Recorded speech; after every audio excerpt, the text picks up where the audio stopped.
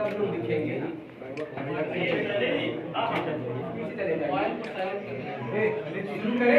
शुरू कीजिए। भगवान बुद्ध और भगवान विष्णु की इस पावन धरती पर बोध गया मठ के प्रांगण में आप सभी मीडिया के बंधु अपने महत्वपूर्ण समय में से, अपने व्यस्ततम समय में से समय निकाल करके यहाँ पे आए हैं। इसके लिए आप सभी का हम धन्यवाद करते हैं और इस मठ में स्वागत करते हैं। आज देखिए, जहाँ तक आप अगर इस भारतवर्ष के अगर आप संविधान को देखेंगे तो संविधान में भी जो हिंदू धर्म की अवधारणा है उसमें जो है वो बुद्ध धर्म, जैन, सिख और हिंदू, ये सभी हिंदू हैं। तो ये बात जो आप कह रहे हैं कि बिहार सरकार जो है वो किसी के जो है बातों को मान जाए, और यह भारत भूमि जो है ऋषि महर्षि और संतों की भूमि रही है, और यह बहुत बड़ा प्रश्न है। ये पूरे भारतवर्ष ही नहीं, भारत से बाहर भी जो लोग हैं जो भगवान बुद्ध को अपना आराध्य मानते हैं, उन लोगों के लिए यह श्रद्धा का विषय है। और जहाँ तक जो है महाबोधि महाविहार में हिंदुओं के संबंध के विषय है, तो यह कोई अधिकार का विषय नहीं है, यह कर्तव्य और जो है उपासना का विषय है। देखिए स्वामी जी एक लास्ट बहुत सही बात कहा है। ये तो आप देखिए, जो भी व्यक्ति या जो भी समूह के लोग इस एक्ट पर प्रश्न उठा रहे हैं वो बीटीएमसी एक्ट पर प्रश्न नहीं उठा रहे हैं। हमारे भारत निर्माण में जिन महापुरुषों की भूमिका रही है, हमारे राष्ट्रपिता महात्मा गांधी के ऊपर, जवाहरलाल नेहरू के ऊपर, डॉक्टर राजेंद्र प्रसाद के ऊपर, या जो संविधान निर्माण करने वाले हमारे जो है बाबा साहब अम्बेडकर हैं, उनके विचारों को, उनके भविष्य में जो है ध्यान में रख करके बनाए गए चीजों को, उस पर एक प्रश्न उठा रहे हैं। वर्तमान बीटीएमसी का जो स्वरूप आप देख रहे हैं, इस स्वरूप को बनाने में जो है वो बहुत बड़े बड़े महापुरुषों की भूमिका रही है। सर, ये जैसे कि आप लोगों ने, जो हम लोगों ने शिक्षा, आप क्या संदेश दे रहे हैं? देखिए, भगवान बुद्ध और इस बोध गया की छवि धूमिल नहीं हो, इसके लिए पूरे हिंदू समाज को, भारतवर्ष के हिंदू समाज को जो भी निर्णय लेना होगा वो निर्णय हिंदू समाज लेगा।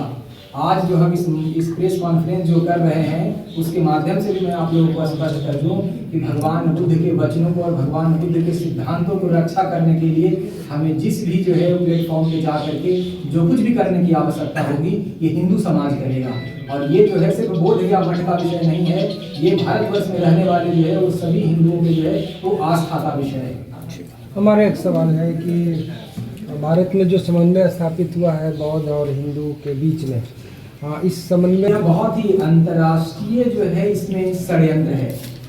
आप अगर देखेंगे जिस प्रकार से 100-200 की संख्या में यहाँ पर आकर के कोई लोग बौद्ध भिक्षु के भेष में है, कोई जीन्स पैंट पहन करके भी अपने आप को लामा कह रहे हैं, कोई कुछ कह रहा है, और इन लोगों को जिस प्रकार से जो है वो सोशल मीडिया के माध्यम से गलत बातें प्रचारित कर रहे हैं, तो निसंदेह जो है भारत को जातियों में विभाजित करके हमारा भारतवर्ष आंतरिक विवादों में फंस जाए, और जिस विकास की गति से हमारा देश जो है वो विश्व गुरु बनने की दिशा में है, उसका जो है वो गति किस प्रकार से बाधित हो जाए, इसके लिए है अंतर्राष्ट्रीय षड्यंत्र ही प्रतीत होता है, और निसंदेह अंतर्राष्ट्रीय षड्यंत्र है। नहीं, मैं चूंकि यहीं स्थानीय जो है बोध गया मठ का ही महात्मा हूँ, और मैं स्थानीय लोगों से मिलता हूँ, और यहाँ के स्थानीय जितने भी जनप्रतिनिधि हैं वो यहाँ के जो है समन्वय, आपसी प्रेम, भाईचारा से बड़े ही उसके सहयोग में रहते हैं। तो स्थानीय कोई भी जनप्रतिनिधि ऐसा नहीं है कि इस विषय को वो उठाए। सरकार की रिपोर्ट है कि उसमें एक राजनीतिक पार्टी का भी संरक्षण, बिल्कुल एक जरूर देखने में आता है कि मैं नाम लेना नहीं चाहूँगा, क्योंकि साधु महात्मा का नाम आपस में समाज में समन्वय करना है। आप जिनका नाम ले रहे हैं, मैं भगवान बुद्ध के चरणों में यही प्रार्थना करूंगा कि उनको भी सद्बुद्धि दे, और जो व्यक्ति जो इस प्रकार का नर्वल बात कर रहे हैं उनको भी भगवान जो है वो प्रेरणा दे। जो राजनीति लोग जो है ये विषय रख रहे हैं, तो जिनकी राजनीतिक पृष्ठभूमि खतरे में है, तो भगवान बुद्ध के ही आधार पर अपनी जो है राजनीति चमकाने के उद्देश्य से इस प्रकार का बात रख रहे हैं। अगर आप गहराई में जाएंगे तो आप पाएंगे कि भगवान बुद्ध के किसी भी सिद्धांतों पे वो जीवन नहीं जीते हैं। कोई भी वो पंचशील का पालन नहीं करते हैं, कोई भी अहिंसा सत्य का पालन नहीं करते हैं। वो जो भगवान बुद्ध के संबंधित विषय जो उठा रहे हैं वो एकमात्र अपने स्वार्थ सिद्धि और राजनीतिक उद्देश्यों के लाभ के लिए उठा रहे हैं, या बाहर से जो उनको जो है हमारे हिंदू समाज को तोड़ने के लिए, भारतवर्ष को समस्या उत्पन्न करने के लिए जो अंतर्राष्ट्रीय जो है षड्यंत्र है उससे उनको सहयोग मिल रहा हो, चाहे आर्थिक सहयोग हो या किसी और प्रकार का सहयोग। बोध गया मठ बताना चाहेंगे। अंत में आंदोलनकारियों को आप लोगों के माध्यम से मैं यही सुझाव देना चाहूँगा कि आप सभी हमारे परिवार के सदस्य हैं। किसी बाहरी विचारधारा या बाहरी लोगों के जो है सहयोग से या आप लोगों को जो भ्रम में डाला गया है और आप यह जो कार्य कर रहे हैं तो ये कार्य न करें। बोध गया मंदिर को और बोध गया को किस प्रकार से हम विकसित कर सकते हैं, किस प्रकार से इसको और बृहद स्वरूप दे सकते हैं, तो हम लोग आपस में मिलकर के इस प्रकार का जो है वो कार्यक्रम करें। और भगवान बुद्ध से भी हम यही प्रार्थना करते हैं, हम नहीं जितने भी हिंदू यहाँ पे लोग बैठे हुए हैं, सुबह से हम यहाँ पे आए हुए हैं, किसी ने ये नहीं कहा कि वो कहीं दूसरे जगह के लोग हैं। जिस प्रकार से एक माँ के गर्भ से उत्पन्न 4-5 बालक होते हैं, तो एक बालक किसी जो है कारणों से जो है गलत दिशा में चला जाए तो माता पिता या बड़े भाई का ये उद्देश्य नहीं हो जाएगा कि भाई वो हमारा विरोधी हो गया। अंत समय तक मैं भगवान बुद्ध से और भगवान विष्णु के चरणों में यही प्रार्थना करूंगा कि भगवान बुद्ध उनको भी सद्बुद्धि दे और वो भी जो है सभी उनको भी जो है हम लोगों के साथ मिल करके महाबोधि मंदिर के विकास में भगवान बुद्ध के सिद्धांतों को जन जन तक कैसे पहुंचाएं, इसके लिए हम प्रयासरत हों। देखिए, इसके विषय में बीटीएमसी के द्वारा पैसा दिया गया है या नहीं दिया गया है जानकारी नहीं है, लेकिन अगर ये विषय हुआ भी है तो इसके लिए तो बहुत ही हर्ष और प्रसन्नता का विषय है कि किस प्रकार से हम लोग एक हैं। हमारे यहाँ जो है किसी प्रकार का कोई विरोध नहीं है, हम सब एक हैं और आपस में एक मिलकर के रखते हैं। महाबोधि मंदिर और भगवान राम के मंदिर दोनों ही जो है हिंदू समाज में जो है वो जो आकर वो केंद्र है, भगवान का जो है वो श्रद्धा का केंद्र है। तो श्रद्धा के केंद्र में अगर दान दिया गया है तो ये बहुत ही हर्ष का विषय है, बहुत ही प्रसन्नता का विषय है। और अगर बीटीएमसी ने ऐसा काम किया है तो हम सभी हिंदू समाज की ओर से उनको जो है वो धन्यवाद देते हैं। एक सवाल आया है कि जिन्हें आप 5 पांडव कहते हैं मंदिर में, उनका वास्तविक स्वरूप क्या है? भगवान बुद्ध के रूप में दृष्टिगोचर रहता है, क्या मामला है ये? देखिए, पिछले 500 सालों से ज्ञात इतिहास हम लोगों को जब से हुआ है तो पिछले 500 सालों से उस मंदिर को पंच पांडव के रूप में हिंदू समाज पूजते आया है। आप सभी जानते हैं कि हिंदू समाज कण-कण में देवी देवताओं के स्वरूप का दर्शन करता है। हमारे यहाँ प्रकृति पूजा से लेकर के जो है हम लोग जो है पत्थर पूजा करने वाले लोग हैं। तो वो मंदिर जो है वो उस मंदिर में पंच पांडव आकर के अपने पितरों का जो है उन्होंने पिंडदान किया है। और वो मंदिर का स्वरूप जैसा कि आप कह रहे हैं, इस बात की हमें जानकारी नहीं है। हम लोग जो पूजा करते हैं तो पंच पांडव के रूप में ही पूजा करते हैं। किंतु अगर कोई भी बौद्ध भाई जो हमारे अपने हैं, अगर उनको लगता है कि भगवान बुद्ध के स्वरूप में उनको दिखते हैं, तो अगर वो बुद्ध के स्वरूप में भी पंच पांडव की पूजा करेंगे तो बोध गया मठ या हिंदू समाज को इसमें कोई आपत्ति नहीं होगा। पंच देवता है, देखिए पंच पांडव का स्वरूप किस आधार पे, किस शास्त्र, किस ये के तहत दिया जाता है? देखिए, पंच पांडव कहने आप देखिए, अगर मूर्ति विज्ञान को अगर आप अध्ययन करते हो तो चूंकि यह बहुत ही विस्तृत विषय है मूर्ति विज्ञान का, और इसके विषय में हमारा कोई बहुत ठोस अध्ययन नहीं है। मैं बस आपको यही कह रहा हूँ कि 500 सालों से हिंदू समाज पंच पांडव के रूप में उस मंदिर में पूजा करता आया है। और जो भी बौद्ध भाई या जो लोग हैं उनको अगर पंच पांडव में भगवान बुद्ध की प्रतिमा का दर्शन होता है तो भगवान बुद्ध के रूप में अगर उस प्रतिमा की पूजा भी करते हैं या लोग करते भी हैं तो उसमें हिंदू समाज को या बौद्ध या मठ को किसी प्रकार का कोई आपत्ति नहीं है। ये तो अगर आप देखेंगे तो ये तो बहुत ही समन्वय का जो है वो एक मंदिर है। पूरे विश्व में बोध गया महाबोधि मंदिर जो है वह एक लौता उदाहरण है जहाँ आपस में इतने भिन्न भिन्न देवी देवताओं की मूर्ति स्थापित होने के बावजूद प्रत्येक धर्म संप्रदाय के लोग वहाँ जाकर के किस आपसी भाईचारे के साथ में रहते हैं और पूजा पाठ करते हैं। तो ये तो दुनिया को जो है वो सीखने लायक जो है वो विषय है। ये हमारे लिए गौरव का विषय है। यही तो बाहरी षड्यंत्रकारी शक्तियों को पच नहीं रहा है कि किस प्रकार से हम एक हैं। इस मामले में उनका कहना है बहुत ही सुंदर जो है विषय उठाया है कि महाबोधि महाविहार में हिंदू ही क्यों रहे। मैं अगर यह विषय उठाऊं कि महाबोधि महाविहार में बौद्ध ही क्यों रहेंगे तो ये बहुत ही असहज स्थिति हो जाएगी। हमारे यहाँ समाज में किसी भी प्रकार का कोई विभाजन नहीं है। जो ये विषय उठा रहे हैं तो ये प्रश्न सही ये होगा कि महाबोधि महाविहार में उसी का अधिकार होना चाहिए जो भगवान बुद्ध को आराध्य मानते हैं,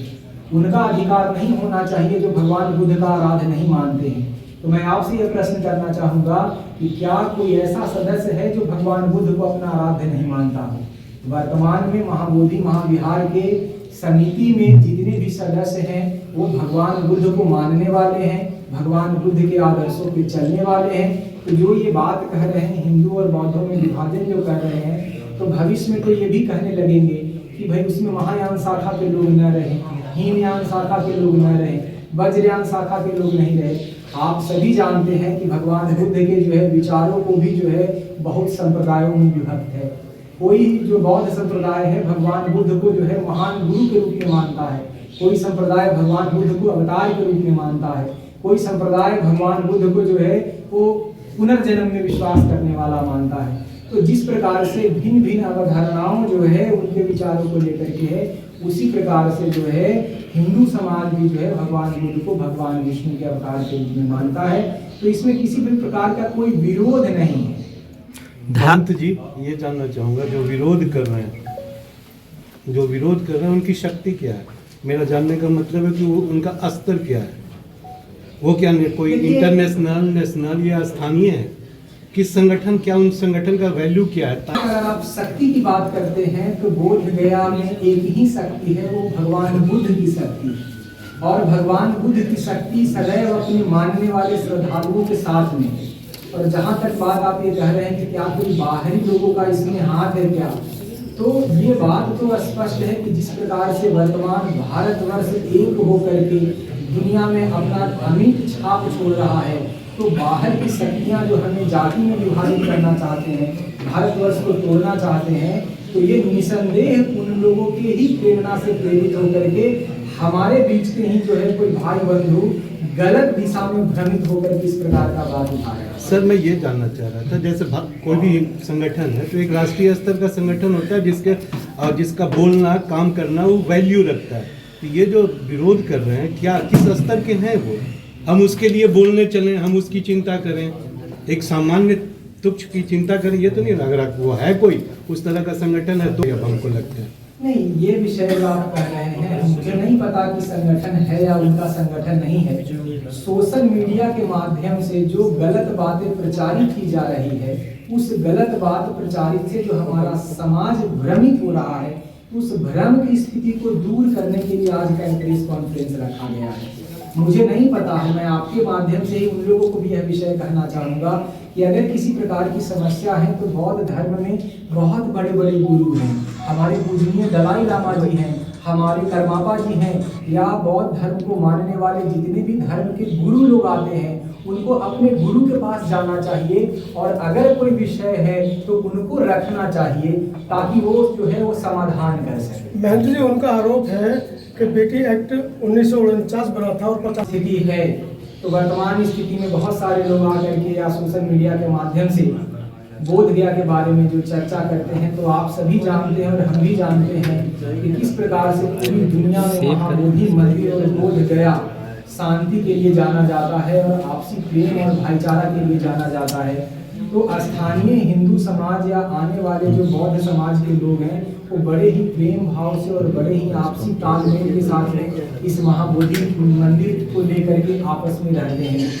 आप लोग भी जानते हैं कि जब बोध गया में जो है जब होटल और इस प्रकार के किसी भी धर्मशाला का निर्माण नहीं किया गया है, तो यहाँ का स्थानीय हिंदू समाज दुनिया के कोने कोने से आने वाले बौद्धों को अपने घर में शरण दिया है, अपने परिवार समझ करके उन्होंने शरण दिया है। बोध गया के महंत भी सभी को अपना परिवार मान करके बोध गया मठ परिसर में उन्होंने शरण दिया है। और आज भी अगर आप देखेंगे तो बोध गया का स्थानीय कोई भी ऐसे परिवार के लोग नहीं होंगे जिनके घर में भगवान बुद्ध का मूर्ति जो स्थापित नहीं है। तो ये तो जो है आप अगर इस उदारता को देखिए। एक विषय और भी आपको जो बीच में छूट गया, इस विषय को मैं कहना चाहूँगा कि जो भी हमारे ही भाई हैं जो किसी जो है वो दुष्प्रेरणा से प्रेरित होकर के ये जो विषय कर रहे हैं, मैं उनको भी अलग नहीं मानता हूँ। जो लोग यहाँ आंदोलन कर रहे हैं वो भी भारत भूमि के रहने वाले हैं, वो भी हमारे परिवार के ही सदस्य हैं, लेकिन किसी कारणों से बाह्य विचारधारा से प्रभावित होकर के जो विरोध कर रहे हैं उनको मैं महाबोधि मंदिर के संबंध में बोधगया मठ के महंत जी का योगदान बताते हुए कहूँगा कि महंत जी ने 500 सालों तक महाबोधि महाविहार का जो है संरक्षण और प्रबंधन इस कारण किया कि भगवान बुद्ध ने हमको स्वीकार किया है। यह भगवान बुद्ध की ही प्रेरणा का परिणाम है कि महंत जी ने 500 साल तक मंदिर का प्रबंधन और देख रेख किया है। हम भारत भूमि में निवास करने वाले लोग कण कण में जो है देवी देवताओं का स्वरूप का जो है वो दर्शन करते हैं। तो भगवान बुद्ध की इच्छा के विरुद्ध, भगवान बुद्ध के प्रेरणा के विरुद्ध बोधगया महंत जी एक साल भी मंदिर का प्रबंधन नहीं कर पाते। तो भगवान बुद्ध की प्रेरणाओं का ही परिणाम है, भगवान बुद्ध के आशीर्वाद का ही यह परिणाम है कि हम लोगों को 500 सालों तक भगवान बुद्ध के सेवा करने का अवसर प्राप्त हुआ है। और आज भी हम अपने आप को जो है वो गौरव का अनुभव करते हैं कि महाबोधि महाविहार में भगवान बुद्ध आज भी हमारी सेवा को वो स्वीकार कर रहे हैं और भविष्य में भी हमारी सेवा को स्वीकार करेंगे। क्योंकि हमारी आस्था भगवान बुद्ध के प्रति है, हम भगवान बुद्ध को जो है अपना जो है वो गौरव मानते हैं। बुद्ध जयंती के मौके पर भी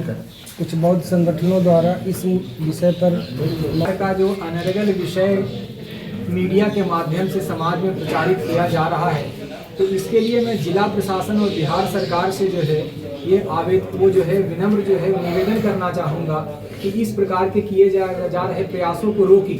अन्यथा जिस प्रकार से उन लोगों के द्वारा हिंदू जो है देवी देवताओं का अपमान किया जा रहा है, तो पूरे भारत में हिंदू जो है अपनी भावनाओं को व्यक्त करने के लिए जो है वो फिर प्रतिबद्ध हो जाएगा और उनका विरोध होगा। तो साजिशकर्ताओं का मंसूबा तो भी तो यही है। साजिशकर्ता लोग जो है वो समाज में जो है उपद्रव ही करना चाहते हैं। तो इस विषय में समस्या का समाधान हमारे जिला प्रशासन के लोग ही कर सकते हैं। गुरुजी, राम मंदिर में भी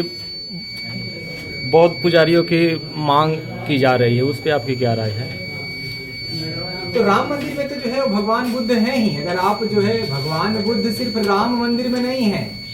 भारतवर्ष में जितने भी मंदिर जो 10 अवतार के मंदिर हैं, उस अवतार में 9वें अवतार के रूप में भगवान बुद्ध की प्रतिमा भारतवर्ष के प्रत्येक मंदिर में है। आप वर्तमान में जो राम मंदिर का भी निर्माण हुआ है, तो राम मंदिर में भगवान राम के विग्रह को देखेंगे तो आप पाएंगे कि भगवान बुद्ध उस विग्रह में भी हैं।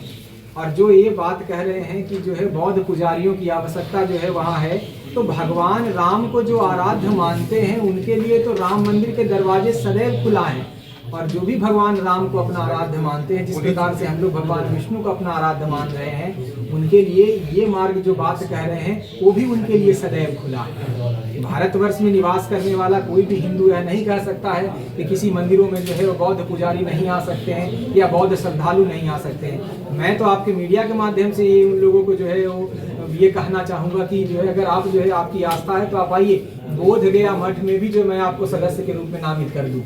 अगर ये बौद्ध लोग ये कहते हैं क्योंकि आप हमारे भाई हैं, आप हमारे परिवार के सदस्य हैं, मैं आपको अपने से भिन्न देखता ही नहीं हूँ। अगर आपकी यही इच्छा है कि मैं सदस्य बनने से आपको संतुष्टि होगा, तो मैं आपको आमंत्रण करना चाहूँगा कि आप बोधगया में आए। जिस प्रकार से हम भगवान बुद्ध, भगवान विष्णु और भगवान शिव को अपना आराध्य मानते हैं, आप भी आइए और बोधगया मठ में आपको भी हम सदस्य के रूप में आते हैं। और अगर आप साधु बनने के लिए तैयार हो जाएंगे तो हम आपको मंत्री बना देंगे। एक सवाल है, कानून है उस एक्ट के बाद भी अगर आप देखेंगे, जो अगर मान लिया जाए कि यह जो है लीगल अगर उनका कोई विषय है, तो लीगल जो हमारे एक्सपर्ट हैं तो उनसे ये ओपिनियन लिया जा सकता है कि इसमें लीगल क्या प्रावधान है, और ये सरकार का विषय है। बात ये है कि उस प्रबंधन समिति के रहने से हम लोगों के आपसी भाईचारा और आपसी प्रेम में किसी भी प्रकार का कोई विरोधाभास नहीं है। अगर इसके लीगल ऑथोरिटी के बारे में अगर आप चर्चा करना चाहते हैं तो जो लीगल जानने वाले लोग हैं उससे जो है वो सलाह लिया जा सकता है। आज 43वां दिन हमको बैठे हुए हो गया है,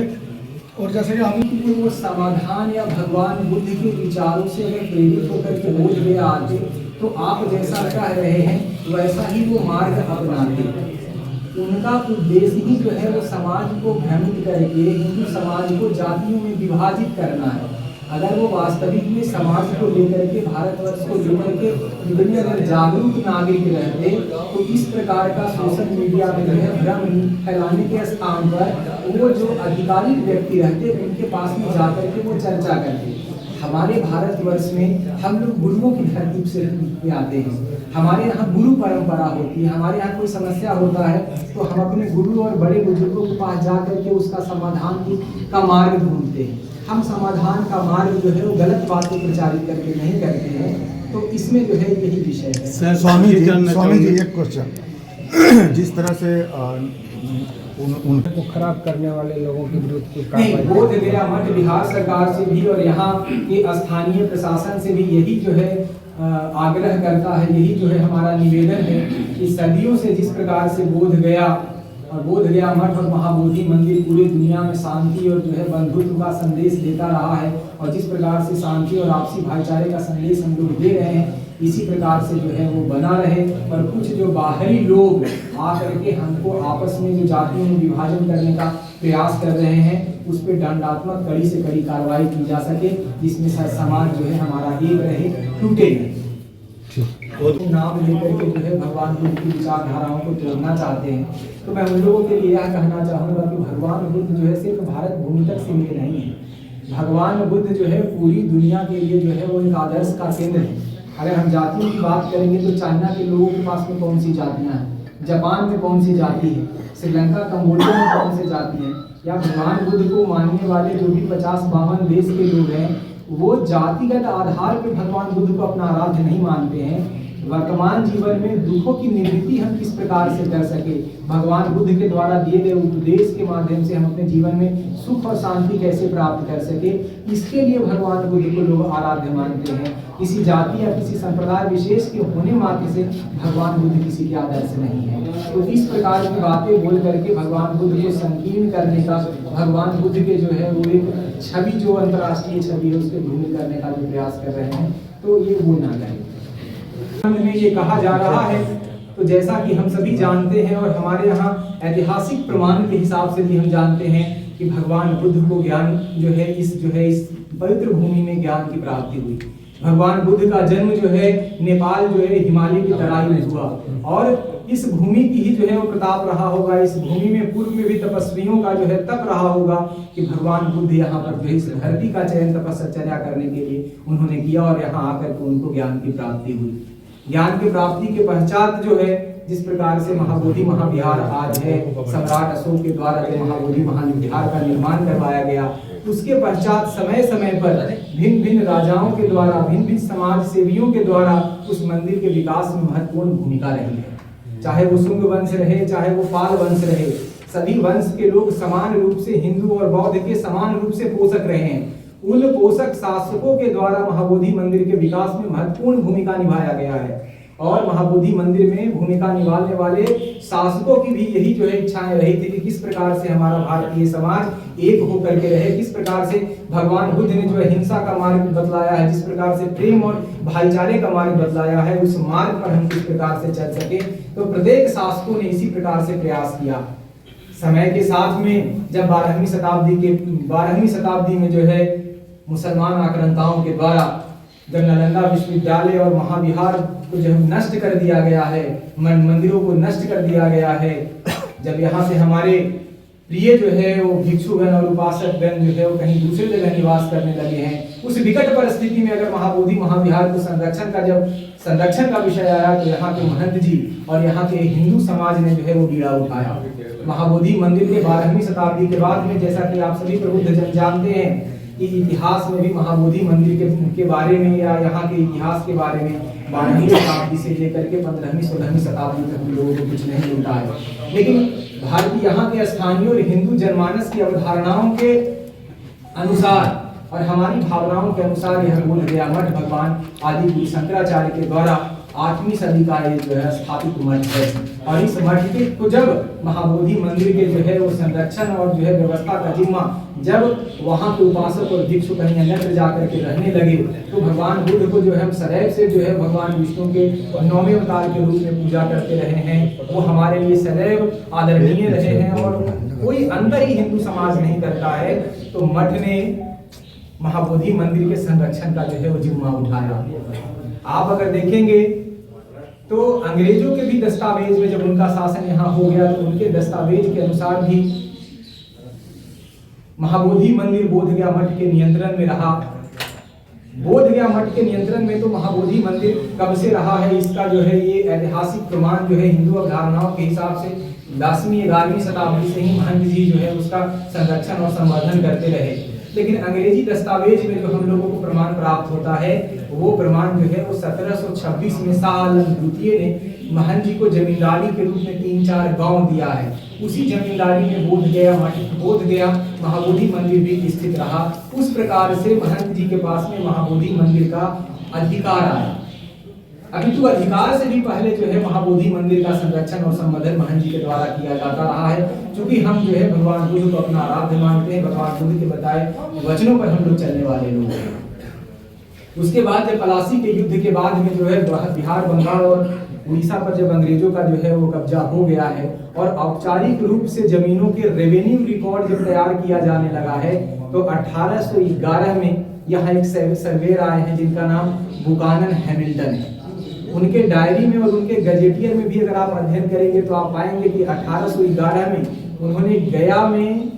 चाहे वो विष्णुपद मंदिर हो या कोई भी महत्वपूर्ण मंदिर हो, चाहे वो महाबोधि महाविहार हो या स्थानीय राजे राजवाड़े हो, उनके विषय में विस्तृत रिपोर्ट जो है वो बुकानन के जो है सर्वे में है।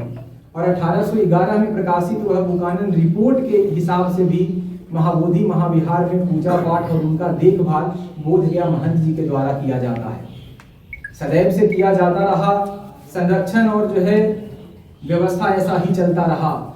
और सदैव जो है बोधगया के महंत जी मंदिर का विकास कैसे हो, मंदिर अपने पुराने अवस्था में कैसे आए, जो मुस्लिम आक्रांताओं के द्वारा मंदिर को जो नुकसान पहुंचाया गया था उस नुकसान से अलग होकर के मंदिर का स्वरूप जो है कैसे अच्छा हो, इसके लिए सदैव बोधगया महंत जी चिंतित रहते थे। इसी चिंता का ध्यान में रखते हुए जब वर्मा के राजा यहाँ पर आए और उन्होंने कहा कि महंत जी इस मंदिर के निर्माण में मैं भी अपनी भूमिका निभाना चाहता हूँ,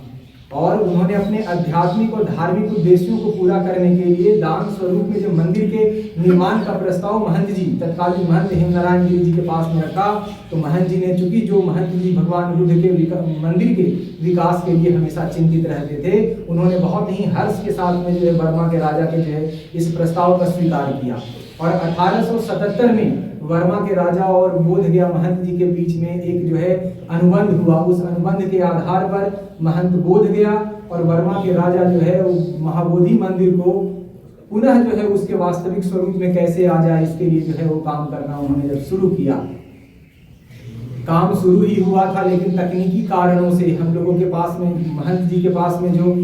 संसाधनों का अभाव था, उस संसाधनों के अभाव को देखते हुए अंग्रेज शासकों ने जब ये कहा कि हम भी जो है महाबोधि मंदिर अपने पुराने स्वरूप में आ जाए, इसमें अंग्रेज सरकार भी जो है भूमिका निभाना चाहता है। इस प्रस्ताव का महंत जी ने सहर्ष स्वीकार करते हुए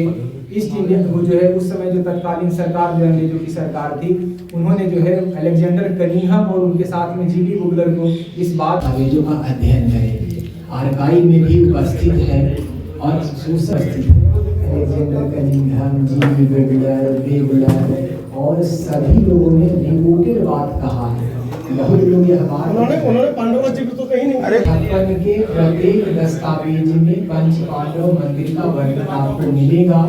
अगर आपको दस्तावेज चाहिए होगा, मैं सर महर्षि से जो है आपको दस्तावेज उपलब्ध करवाऊंगा। और आपके माध्यम से मैं यही तो आप लोगों को निवेदन कर रहा हूँ कि आपके मन में, आपके विचार में जो लोगों ने गलत बातें भरा है, तो गलत बातें जो भरा गया है, तो आप हमारे पास आइए। आपके माध्यम से मैं सभी बौद्ध भाइयों से यही निवेदन करूँगा कि उनको अगर दस्तावेज चाहिए तो दस्तावेज के लिए बोल एक दस्तावेज रखा हुआ है। मैं आपके माध्यम से ये कहना चाहूँगा कि आप मंदिर हैं, उनके द्वारा इतना गलत बातें रखा जा रहा है। मैं तो आपके मीडिया के माध्यम से भी कहूँगा कि जिला प्रशासन को आप ये आग्रह करिए कि उस प्रकार के व्यक्तियों पर जो है वो कानूनन कार्रवाई की जाए। आज वो ये बात जो रख रहे हैं कि महाबोधि मंदिर के प्रबंधन समिति में सारे लोग ब्राह्मण हैं, जबकि महाबोधि प्रबंधन समिति में एक भी ब्राह्मण नहीं है। और जब से महाबोधि प्रबंधन समिति का निर्माण हुआ है 1953 से,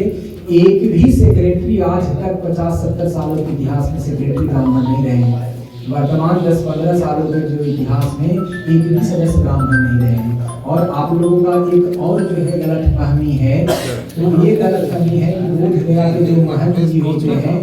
क्या यार बोध गया के महंत जी ब्राह्मण होते हैं, ये बात नहीं। मैं सोशल मीडिया में जो है देखा है, जो आपके मंत्री महोदय हैं ये विषय बड़े ही गर्व के साथ में बताते हैं। मुझे तो यह बड़ा दुख होता है कि भाई जो है लोकतंत्र में इस प्रकार के व्यक्ति विधानसभा में भी चले जाते हैं, जब वो समाज को इस प्रकार से जो भ्रमित कर रहे हैं कि विधानसभा में जा करके कितना लोगों को भ्रमित किए होंगे। उनके द्वारा ये बातें कहा जा रहा है कि बोध गया के जो महात्मा है, महंत हैं, वो ब्राह्मण है और उनके बेटे भी ब्राह्मण होंगे। आपको मैं ये बताना चाहूंगा कि सनातन धर्म की अवधारणाओं में सन्यासी कौन होता है? सन्यासी की जाति विशेष का नहीं होता है। हमारे यहाँ ब्राह्मण, क्षत्रिय, वैश्य और शूद्र कोई भी व्यक्ति अपना घर परिवार छोड़ करके अपने आत्मा के जो है वो कल्याण के लिए जो आता है उनको सन्यासी हम लोग बनाते हैं। इसमें कोई ब्राह्मण, क्षत्रिय और वैश्य नहीं है। तो वो जो गलत बातें प्रचारित कर रहे हैं, ये देखिए ये बहुत महत्वपूर्ण है। आप लोग डीएम साहब से और यहाँ जो भी प्रशासनिक अधिकारी हैं, इन लोगों पर ये बात बताइए, भाई इसका जो है वो दुष्परिणाम हो सकता है। गुरुजी, उनका आरोप है कि पिछले 4-5 वर्षों से गणेश जी और लक्ष्मी जी की मूर्ति आप लोगों द्वारा स्थापित कर दिया गया है मंदिर में, मंदिर को हड़पने के लिए। देखिए, हम फिर हाथ जोड़ करके निवेदन करेंगे कि अगर उनके पास में कोई दस्तावेज नहीं है तो वो दस्तावेज हमसे आकर के ले लें। ये जो है बहुत हास्यास्पद विषय है। ये सारा का सारा डॉक्यूमेंटेड जो है कई 100 सालों से वहाँ पे रखा गया है। और बोध गया मठ और बिहार सरकार के बीच में जो समझौता हुआ है 1953 में, उस समझौता को भी बीटीएमसी से जाकर के वो निकाल सकते हैं। किस किस देवी देवताओं की मूर्ति कहाँ कहाँ है, उससे 1 इंच भी जो है वो मठ के द्वारा और हिंदू समाज के द्वारा इधर। स्वामी जी, एक सवाल आया है कि जिस प्रकार से बीटीएमसी एक्ट में संशोधन कर गैर हिंदू को भी अध्यक्ष रहने की स्वीकृति प्रदान की गई है बिहार सरकार द्वारा, क्या इसी क्रम में सभी बौद्ध सदस्य में संशोधन होने में आपकी कोई आपत्ति है? बिल्कुल इस बात में आपत्ति। ये आप जो समझ रहे हैं कि हमारी कोई व्यक्तिगत जो है ये वाणी नहीं है। भारतवर्ष में रहने वाला प्रत्येक हिंदू की आस्था भगवान बुद्ध के प्रति है। तो क्या आप चाहते हैं कि भगवान बुद्ध के प्रति आस्था व्यक्त करने वाले, आस्था रखने वाले लोगों को पूजा करने से वंचित किया जाए? ये इस भारतवर्ष में जो है वो संभव नहीं है और इसका जो है पूरा भारतवर्ष का हिंदू इसका विरोध करेगा। और हम अपने साथी बंधु पता नहीं प्रवक्ता भगवान बुद्ध और भगवान विष्णु के इस पावन धरती पर और पीछे हो जाओ बोध गया मठ के प्रांगण में आप सभी मीडिया के बंधु अपने महत्वपूर्ण समय में से, अपने व्यस्ततम समय में से समय निकाल कर यहाँ पर आए हैं। इसके लिए आप सभी का हम धन्यवाद करते हैं और इस मठ में स्वागत करते हैं। अपने महत्वपूर्ण समय में से आज व्यस्ततम समय में से आज इस प्रेस कॉन्फ्रेंस की मैं शुरुआत करूं, उसके पहले कुछ विषयों को मैं स्पष्ट कर देना चाहता हूं। आज का यह प्रेस कॉन्फ्रेंस किसी भी संप्रदाय, किसी भी समूह या किसी भी व्यक्ति के विरोध में नहीं है। भगवान बुद्ध की इस पवित्र धरती और भगवान बुद्ध का जो सिद्धांत है, जो पूरे भारतवर्ष के लिए गौरव का विषय है, तो कुछ तथाकथित व्यक्तियों के द्वारा भगवान बुद्ध और बोध गया को वैश्विक स्तर पर इसकी छवि को जो धूमिल करने का प्रयास किया जा रहा है, और वह प्रयास झूठ तथ्यों के आधार पर समाज को भ्रम में रख करके जो किया जा रहा है, तो आज का यह प्रेस कॉन्फ्रेंस वास्तविक तथ्यों से समाज को परिचित करवाने के उद्देश्य से है। जैसा कि हम सभी जानते हैं, इस भारत भूमि में रहने वाला कोई भी हिंदू के लिए भगवान बुद्ध, भगवान विष्णु और भगवान शिव के ही समान हैं। हम सभी भगवान बुद्ध से जो प्रेरणा लेकर के जो जीवन जी रहे हैं और भविष्य में भी जो हम उनके प्रेरणाओं से जीवन जीते रहेंगे, ये हमारे लिए बहुत ही गौरव का विषय है।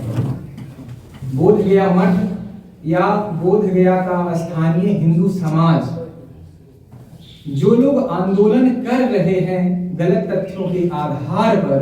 उन लोगों को हम इस पर प्रेस कॉन्फ्रेंस के माध्यम से आप लोगों को जरूर मैं बोलता हुआ दिख रहा हूं, किंतु ये जो हमारी वाणी है वो हमारी व्यक्तिगत वाणी नहीं है। हमारा हिंदू समाज, हिंदू संगठन और बोध गया और गया के स्थानीय लोगों की भावनाएं मैं अपने शब्दों के माध्यम से व्यक्त कर रहा हूं। जब से यह आंदोलन मीडिया में, सोशल मीडिया में चलाया जा रहा है और आए दिन हिंदू देवी देवताओं को या भगवान बुद्ध को, बोध गया को या बोध गया मठ को, छवि को जो धूमिल करने का प्रयास किया जा रहा है, इससे खिन्न होकर के, इससे अप्रसन्न होकर के, इन समस्याओं की गंभीरता को समझते हुए जब हिंदू समाज ने यह तय किया कि हमें इसका जवाब देने की आवश्यकता है, समाज को वास्तविकता से परिचित करवाने की आवश्यकता है, तो हम सभी जो यहाँ पे प्रबुद्ध जन बैठे हुए हैं यहाँ निर्णय पे पहुंचे। हमारे बीच जो है विष्णुपद प्रबंधकारिणी समिति के अध्यक्ष और सदस्य हैं, होटल एसोसिएशन के अध्यक्ष और सदस्य हैं, टूर एंड ट्रेवल्स के हैं, और जितने भी सामाजिक संगठन है जो बोध गया में भगवान बुद्ध और आने वाले श्रद्धालुओं पर जिनका व्यवसाय निर्भर है, उनकी भी जो कुछ समस्याएं हैं और चिंताएं हैं, वो सारे के सारे लोग इसमें जो है वो सम्मिलित हैं। बोध गया में जो यह सामाजिक विद्वेष का माहौल बनाया जा रहा है, तो हम सभी जानते हैं कि जिस प्रकार से आज भारतवर्ष पूरी दुनिया में एक शक्ति के केंद्र के रूप में जो है उभर रहा है, इस भारत की एकता और आपसी भाईचारा को आज जिस प्रकार से हम लोग पूरे भारतवासी ने इतने बड़े महाकुंभ का सफलतापूर्वक आयोजन किया है, और उस महाकुंभ में प्रत्येक जो है संप्रदाय, प्रत्येक जाति विशेष पूरे भारतवर्ष जिस प्रकार से एक होकर के कार्यक्रम को सफल किया है, पूरी दुनिया में भारत की आपसी एकता और अखंडता के लिए एक उदाहरण का विषय है। और इस एकता और अखंडता को, आपसी भाईचारा को तोड़ने के दृष्टिकोण से, राजनीतिक लाभ उठाने के दृष्टिकोण से जो लोग विषय रख रहे हैं, उनको जो है हम लोग जो है मिल करके, मीडिया बंधु से भी हमारा आग्रह है कि वास्तविक तथ्य से परिचित करवाएं। अब मैं मुख्य विषय पे आना चाहूंगा कि जो विषय महाबोधि सभी विचारों पर, सभी सिद्धांतों पे गहनता से विचार करते हुए पहली बार, वैसे इसको हम पहली बार नहीं कहेंगे, कि 7 सदस्यीय समिति ने यह प्रस्ताव दिया कि सम्मिलित रूप से, चूंकि हिंदू और बौद्ध जो लोग हैं यह उनकी साझा विरासत है, तो दोनों को साथ में मिलकर के प्रबंधन करना चाहिए। यह विचार जो है पहली बार 7 सदस्यीय समिति के द्वारा दिया गया। वैसे इसके पूर्व में भी आंशिक रूप से 1903 में हमारे जो तत्कालीन वायसराय उस समय में रहे, उनके द्वारा भी एक समिति का निर्माण करवाया गया था। उस समिति ने भी इसी प्रकार का रिपोर्ट दिया था कि अगर महंत जी की अनुमति हो तो वहां पर दोनों को जो है व्यवस्था में जो है रखा जाए। तो कांग्रेस समिति के द्वारा जो 7 सदस्यीय जो जांच समिति का निर्माण किया गया, उन्होंने जब ये रिपोर्ट दिया कि हिंदू और बौद्ध दोनों सदस्य मिलकर के महाबोधि महाविहार का प्रबंधन देखें, इसके पश्चात तत्कालीन परिस्थितियों को देखते हुए महंत जी उस जो सुझाव को स्वीकार नहीं करते हैं। सुझाव को स्वीकार नहीं करने के पीछे महंत जी का तर्क यह था कि भगवान बुद्ध जो है हम सभी के आराध्य हैं, भगवान बुद्ध हम सभी हिंदुओं के लिए जो है वो पूज्य हैं, हम में और बौद्धों में किसी प्रकार का कोई अंतर नहीं है। तो जहां हम ये दो बात कह रहे हैं, तो भविष्य में भी जो है हम लोगों को आपसी प्रेम और भाईचारा को नष्ट करने का प्रयास जो है भविष्य में भी किया जा सकता है। तो इस भविष्य में किए जा रहे प्रयास को ध्यान में रखते हुए महंत जी ने वो दोनों का साझा समिति को स्वीकार नहीं किया। ऐसे ही उस समय फिर स्वतंत्रता आंदोलन तेज हो जाता है, और इस स्वतंत्रता आंदोलन की तेज में जो है वो कांग्रेस के 7 सदस्यीय समिति के द्वारा जो सुझाव दिया जाता है, वो सुझाव जो है वो क्रियान्वित नहीं होता है। आज़ादी के पश्चात जब प्रथम जो हमारे प्रधानमंत्री नेहरू जी और राष्ट्रपति डॉक्टर राजेंद्र प्रसाद जी के पुनः जो है प्रयास से बीटीएमसी एक्ट का निर्माण होता है। बीटीएमसी एक्ट जो 49 बना, उसके हिसाब से आप सभी लोग जानते हैं कि 4 हिंदू, 4 बौद्ध और यहाँ के जो जिलाधिकारी होंगे पदेन अध्यक्ष, यह 9 सदस्यीय समिति महाबोधि महाविहार का वो देखभाल के लिए बनाया गया। किंतु महंत जी इस बीटीएमसी एक्ट को डिस्ट्रिक्ट कोर्ट में टाइटल के माध्यम से और हाई कोर्ट में बीटीएमसी एक्ट को जो है वो चैलेंज कर देते हैं, जिसके कारण बीटीएमसी एक्ट 1949 स्टे हो जाता है, वो क्रियान्वित नहीं होता है। उसके पश्चात महंत जी को स्वयं डॉक्टर राजेंद्र प्रसाद जी मनाने आते हैं और महंत जी से गहन चर्चा होने के बाद में डॉक्टर राजेंद्र प्रसाद और हमारे उपराष्ट्रपति डॉक्टर सर्वपल्ली राधाकृष्णन जी, हमारे प्रधानमंत्री और जितने भी हमारे राष्ट्र निर्माण में महापुरुष रहे हैं, उन सबके गहन विचार के बाद बोध गया मठ और बिहार सरकार के बीच एक समझौता होता है। बहुत कम लोग जानते हैं कि हमारा बोध गया मठ का बिहार सरकार के साथ में एक समझौता भी है, और उस समझौते के आधार पर जब हमारा समझौता पूरा हो गया, उस समझौते के पश्चात 1953 में मंदिर जो है वो बीटीएमसी एक्ट को जो है वो दिया गया। उस समझौते के आधार पर वर्तमान जो पंच पांडव मंदिर है, महंत जी की समाधि है, पुजारियों का हमारा कमरा है, और भी उस महाबोधि महाविहार में हमारे जितने भी हिंदू देवी देवताओं की मूर्तियां हैं, उसको जो है किस प्रकार से पूजा पाठ होगा, उसके लिए पुजारी नियुक्त होंगे, उसमें जो है बीटीएमसी प्रबंधन समिति का क्या भूमिका रहेगा, वो सारा का सारा विषय जो है उस समझौते में अंकित है। उस समझौते में यह भी अंकित है कि प्राचीन समय से हम लोग नहीं जानते हैं कि कब से, आदि काल से अपने पूर्वजों का जो पिंडदान करते हुए आए हैं, तो पिंडदान भी महाबोधि महाविहार के उस पवित्र पीपल वृक्ष के नीचे हिंदू समाज करते आया है। तो उस समझौते के आधार पर पिंडदान जैसा पूर्व में होता आया है, उसी प्रकार से पिंडदान भी महाबोधि महाविहार में होता रहेगा, ऐसा उस समझौते के आधार पर तय किया गया। तब से लेकर के आज तक जिला प्रशासन और बिहार सरकार उस समझौते का सम्मान करते हुए उसके माध्यम से जो है महाबोधि महाविहार का जो है प्रबंधन किया जा रहा है। बहुत ही अच्छे तरीके से, बहुत ही सुव्यवस्थित तरीके से जिला प्रशासन महोदय तब से लेकर के आज तक महाबोधि महाविहार का प्रबंधन देख रहे हैं, और समझौते के आधार पर बोध गया मठ के नियंत्रण में जो कोई भी मंदिर है, बोध गया मठ जो है अपने अंदर जो आने वाले मंदिरों का देखभाल और संरक्षण अपने माध्यम से कर रहा है। ये सारा का सारा विषय जो है हमने जो आपको रखा है, ये सारा दस्तावेज आधार पर है, और इसमें कहीं किसी प्रकार का कोई जो है आपसी विरोध और मतभेद नहीं है। खुदाई करवाते हुए महंत जी के जो है, महंत जी के आज्ञा से मंदिर का खुदाई करवाते हुए मंदिर का जो है स्वरूप पहले प्राचीन स्वरूप में किस प्रकार से आ जाए, इस पर काम आगे बढ़ा। अलेक्जेंडर कनिंघम और जीडी बुगलर दोनों ने मिल करके वर्तमान आप जो मंदिर का स्वरूप देख रहे हैं, उस स्वरूप में बोध गया महाबोधि महाविहार को लाया गया।